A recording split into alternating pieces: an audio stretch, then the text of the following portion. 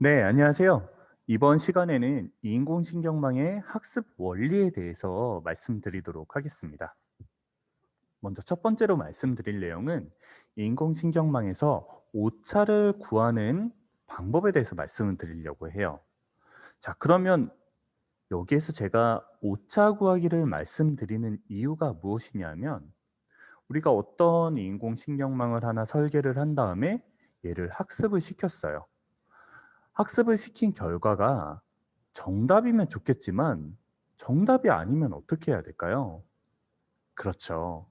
이 인공신경망 자체가 학습이 제대로 된 것이 아니기 때문에 다시 학습을 시켜야 됩니다.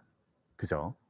그런데 다시 학습을 시킬 때 오차가 틀린 정도가 얼마나 많은가를 아는 것이 중요합니다.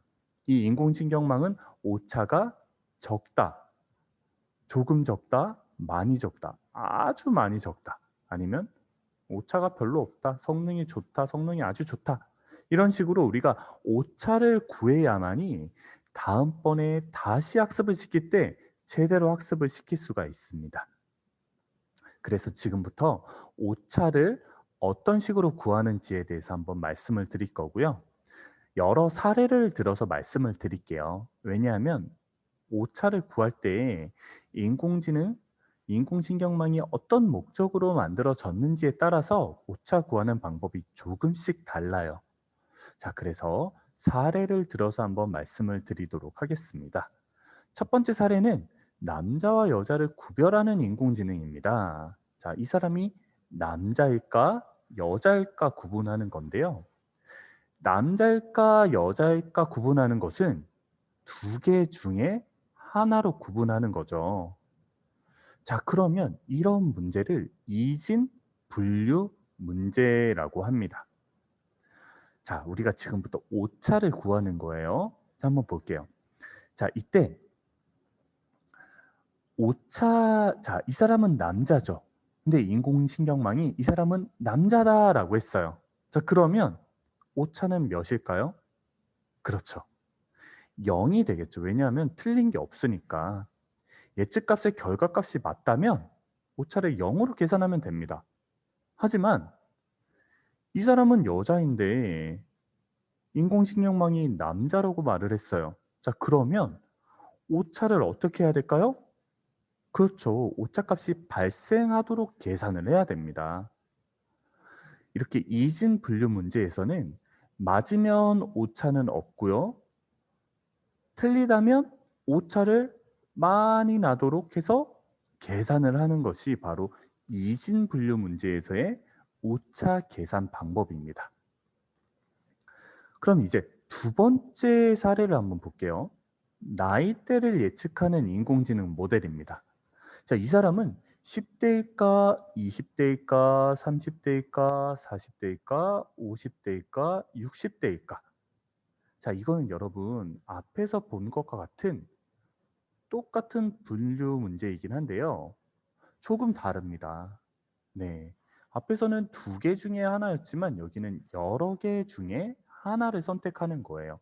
바로 다중 분류 문제라고 우리가 하고 있습니다. 자, 이때 인공지능한테 자, 이 사람은 20 대예요. 20 대인데 자, 한번 결과를 보여주세요라고 하니까 자, 20대 이하는 30%, 30-40 대는 60%, 50 대는 10% 입니다라고 말을 했어요. 아마 이거는 세 개 중에 하나로 분류를 하는 그 인공지능이었나 봐요. 자, 그러면 이때 우리가 살펴볼 수 있는 게 자, 여러분 그리고 30, 60, 10을 더하면 어떻게 되죠? 100이 되죠. 그죠? 바로 소프트맥스 함수를 거쳐서 이런 식으로 나오게 되는 겁니다. 정답이 20 대일 때 20 대이죠? 그러면 이 30%라고 말한 것은 오차가 있나요? 그렇죠. 오차는 0으로 계산하면 됩니다. 하지만 30-40 대가 아니잖아요. 그죠? 네, 30-40 대라고 예측한 결과는 60 인데 50대 이상이라고 예측할 확률은 10% 이기 때문에 오차를 어디에 더 많이 주면 될까요? 얘는 오차를 0으로 주고 얘는 오차가 더 확률이 더 높다고 했으니까 얘를 오차를 많이 주고 얘는 조금만 주면 되겠죠. 얘는 많이, 얘는 조금만 이렇게 주면 됩니다. 그래서 30, 40대라고 예측한 결과에 더 큰 오차값, 지금 여기에서 제가 0을 주고 300을 주고 50을 주고 이건 하나의 그냥 사례입니다. 자, 이런 식으로 각각에 대해서 오차값을 준 다음에 계산을 하면 됩니다. 이렇게 다중분류 문제에서는요. 자, 그럼 세 번째. 나이를 예측하는 인공지능 모델이라고 한번 생각을 해볼게요. 세 번째 사례로. 이때는 나이대, 뭐 10대에서 20대, 30대, 40대 여러 개 중에 하나를 고르는 게 아니라 연속된 값 중에서 하나를 딱 선택하는 거예요. 이 사람은 몇 살일까? 24, 25, 26? 네. 사람의 나이를 예측하는 건데 특정한 값을 예측하는 문제입니다. 자, 이때는 여러분 앞에 분류 문제와는 조금 달라요. 이것은 지도학습에서 봤던 우리가 회귀 기억나시나요? 회귀 문제입니다. 자, 그래서 어떻게 하냐면 정답값과 예측값과의 차이를 구하는 거예요. 자, 한번 볼게요. 이 사람은 35살이에요. 자, 그런데 인공지능이 당신은 45살이에요 라고 합니다. 자, 그러면 차이가 몇 살이에요? 10살이죠. 그죠? 이렇게 차이를 구한 다음에 이 값들을 더하는 겁니다. 물론 이 값들을 더할 때 뭐 10이라는 값 자체를 더하지는 않고요.